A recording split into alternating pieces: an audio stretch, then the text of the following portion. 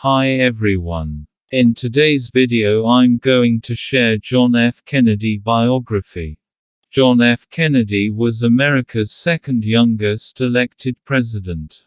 He oversaw one of the most crucial moments in the Cold War Cuban Missile Crisis, and sought to affirm America's beliefs in basic human rights by calling for civil rights legislation and an attempt to reduce poverty.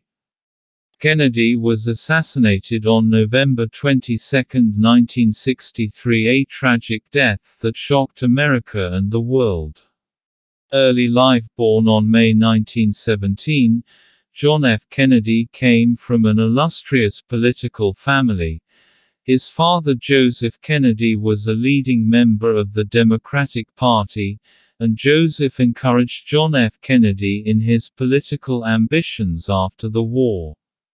John graduated from Harvard after completing a thesis on appeasement in Munich.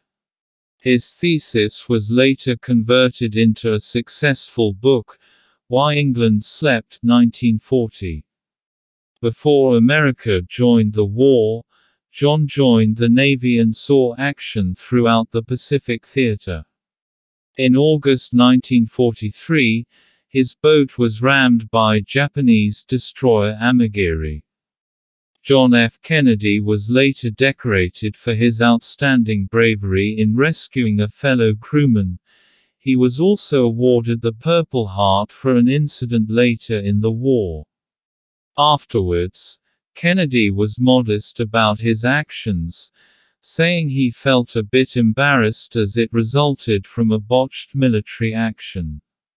In 1946, he won a seat in Boston for the U.S. House of Representatives, and in 1952 got himself elected to the U.S. Senate, defeating the incumbent Republican.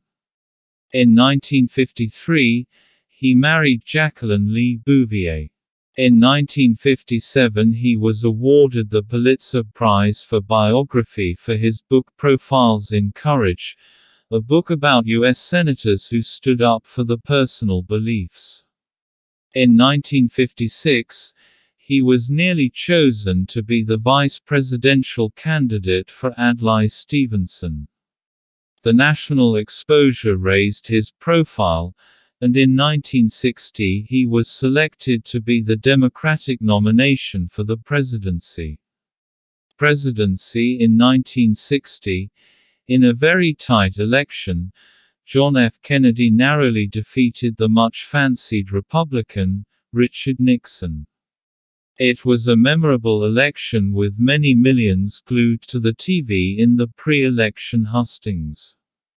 John F. Kennedy came across very well on TV and looked more relaxed and professional on camera. It was the first time a Roman Catholic had been elected president, and it was a big issue in America where many Protestants distrusted the prospect of America being influenced by the Vatican.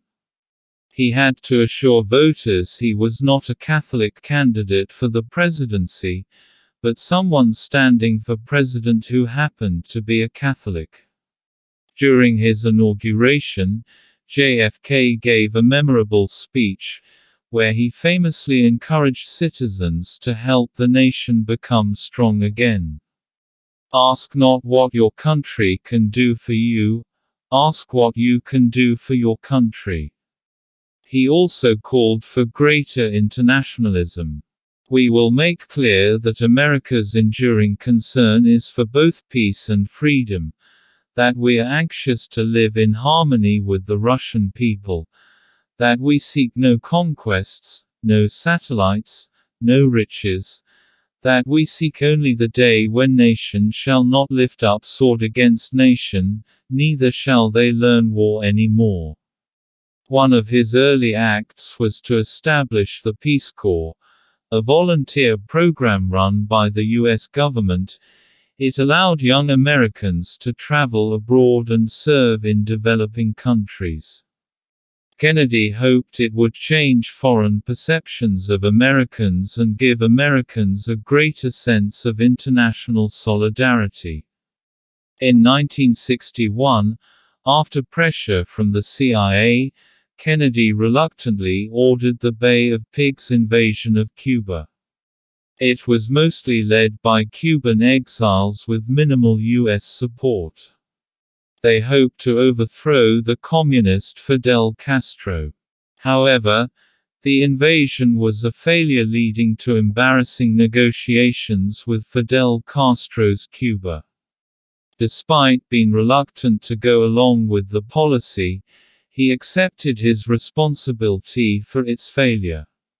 In 1962, figures in the U.S. Department of Defense and Joint Chief of Staff proposed Operation Northwoods, which involved the CIA planning false flag operations to stage attacks on U.S. targets and claim Cuba was responsible, to create an opportunity to start a war against Cuba. Kennedy rejected the proposals, but his reluctance to fully commit to removing Castro led to resentment amongst some CIA officers and Cuban exiles who felt Kennedy was insufficiently committed to removing Castro. Cuban Missile Crisis. In 1962, the world came extraordinarily close to nuclear war during the Cuban Missile Crisis. The Soviet Union moved missiles to Cuba, which was seen as very provocative despite the US have nuclear weapons in NATO ally Turkey. Many in the American military were keen on a preemptive airstrike on the missile bases, but Kennedy chose a more cautious diplomatic approach. Kennedy found a way to offer Khrushchev a way out without losing face. After several days of tense negotiation, an agreement was reached where the Soviet Union would remove missiles from Cuba in return for a U.S. promise not to invade Cuba. The U.S. also secretly removed weapons from Turkey to pacify the Soviets. His careful handling of the situation was widely praised. It led to the establishment of a direct Moscow-Washington hotline, and for a few years, tensions between the Cold War antagonists were reduced. Vietnam. During his brief presidency, John F. Kennedy oversaw an escalation of U.S. involvement in Vietnam, which included sending 16,000 military advisors to the country. Later, Kennedy's Secretary of Defense Robert McNamara said Kennedy considered pulling out of Vietnam in 1963 and believes that if Kennedy had survived, American involvement would have ended. Tapes showed that Kennedy's former vice president, Lyndon Johnson, later criticized Kennedy's opinion that America should withdraw. Civil rights. Kennedy was a supporter of civil rights, but when elected in 1960, American society was deeply divided with entrenched opposition to the end of segregation and racism. Kennedy was torn between the need to retain the support of white Southern Democrat voters and a wish to promote civil rights. He supported voter registration drives, appointed African Americans to positions within his administration, and promoted Thurgood Marshall to the Second Circuit Court of Appeals in New York. However, this was insufficient to tackle the much larger injustices. During the 1960s, the civil rights movement led by Martin Luther King became disappointed with JFK's apparent non-committal stance.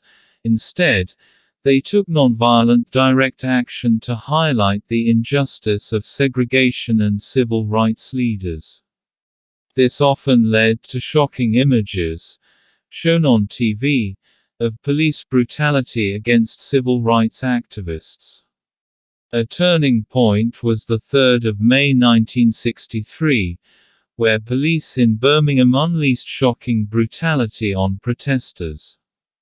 This galvanized Kennedy to take more direct action, sending federal marshals to the South in order to prevent racial violence getting out of hand. On the 11th of June 1963, Kennedy made a televised address to the nation where he spoke clearly in favor of the need to pass civil rights legislation. The heart of the question is whether all Americans are to be afforded equal rights and equal opportunities. Whether we are going to treat our fellow Americans as we want to be treated. 100 years of delay have passed since President Lincoln freed the slaves, yet their heirs, the grandsons, are not fully free. J.F. Kennedy. Although he did not live to see his promise enacted, it was a turning point in his presidency with a clear commitment made. The Civil Rights Act of 1964 outlawed racial segregation. In June 1963, Kennedy made a memorable speech in West Berlin to a crowd of up to 450,000. He criticized the Soviets for the divisive wall and stated, "Freedom has many difficulties and democracy is not perfect, but we have never had to put a wall up to keep our people in. All free men, wherever they may live, are citizens of Berlin, and therefore, as a free man, I take pride in the words, Ich bin ein Berliner." His speech was very well received by people living in West Berlin, who felt surrounded by the Berlin Wall and communist East Germany. The Soviet authorities were less enamored of his speech, which they felt was confrontational. Assassination. John F. Kennedy was assassinated in November 1963. Lee Harvey Oswald was arrested and put on trial for his murder. However, before he could reach trial, Lee Harvey Oswald was himself killed by Jack Ruby. Lee Harvey Oswald always pleaded his innocence, and many believed the assassination was a wider conspiracy. His death left a large void in American politics that was never adequately filled. Though Johnson did enact civil rights legislation and a form of welfare state, which many see as something Kennedy was keen to do. His brother Robert F. Kennedy was assassinated in 1968 whilst seeking the Democratic presidential nomination. I hope you liked this video. If you liked, then don't forget to like, share and subscribe for more such amazing videos.